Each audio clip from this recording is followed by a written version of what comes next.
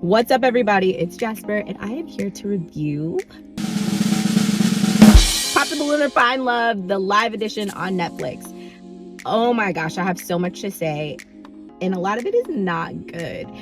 I personally love Pop the Balloon or Find Love with Arla and BM on YouTube. I watch all the episodes, the reunions, the catch-ups, the best dressed.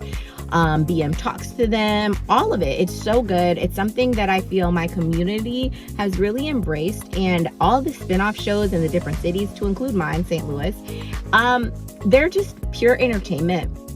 But I have a lot of concerns. I had concerns before it dropped yesterday, but even more so now. The good thing about that is there's room for improvement and there's lots of space to grow. Let's start off with the host.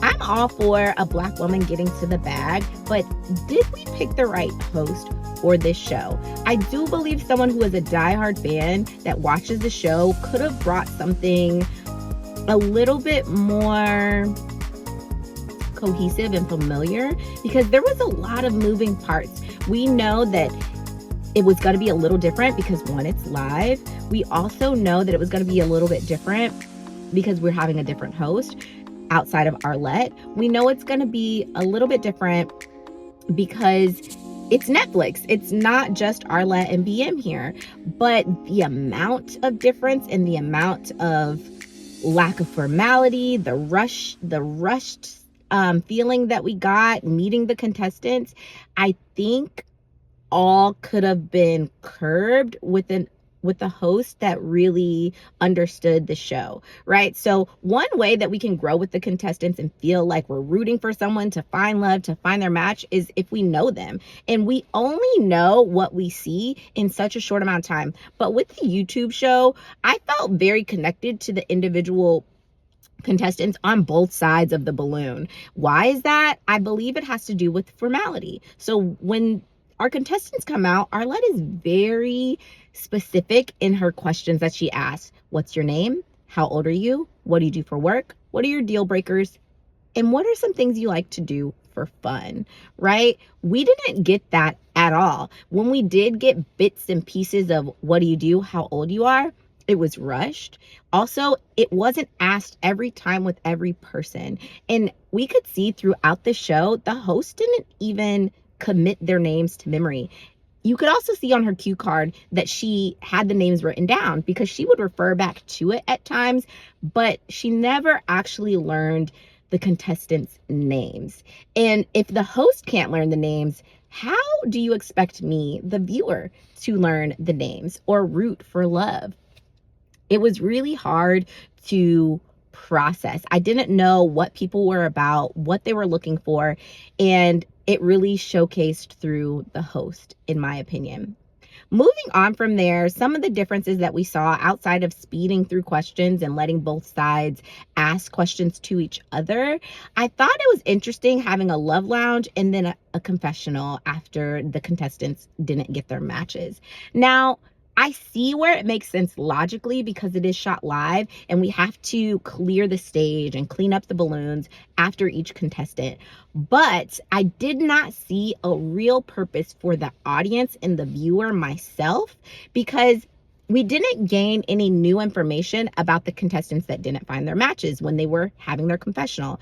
When we saw the camera go back to Lover's Lounge, there's no audio. We don't know what they're talking about. The guys that were in the back, it really just seemed like a bunch of filler. It didn't seem like it provided any benefit to the show. And so I didn't think that that was the best use of our time as the viewer. I would have much rather cut that part out and had each person have a zoom in on the camera and maybe talk a little bit about what they were looking for.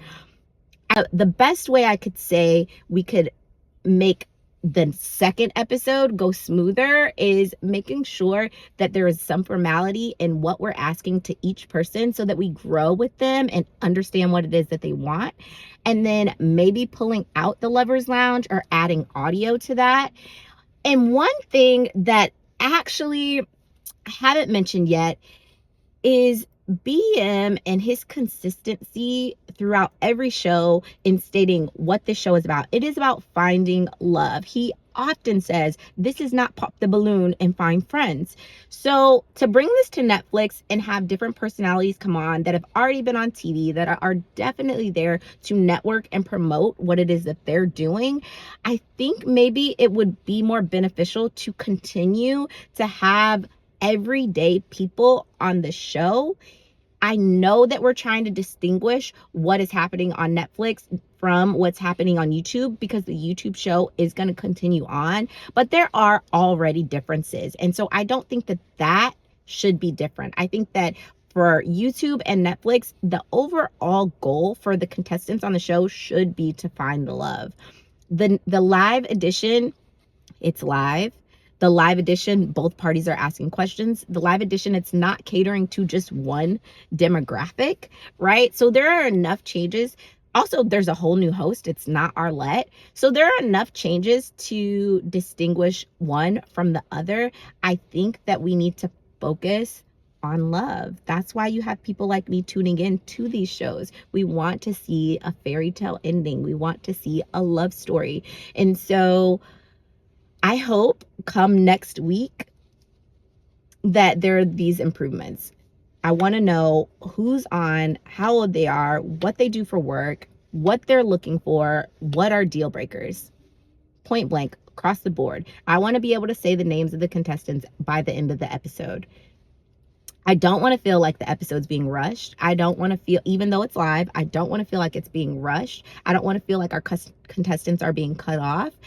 And I hope that we get to see this improvement, because again, I am rooting for the show to soar. All right, until next time, this is my review on Netflix's edition of Pop the Balloon or Find Love. See you next time.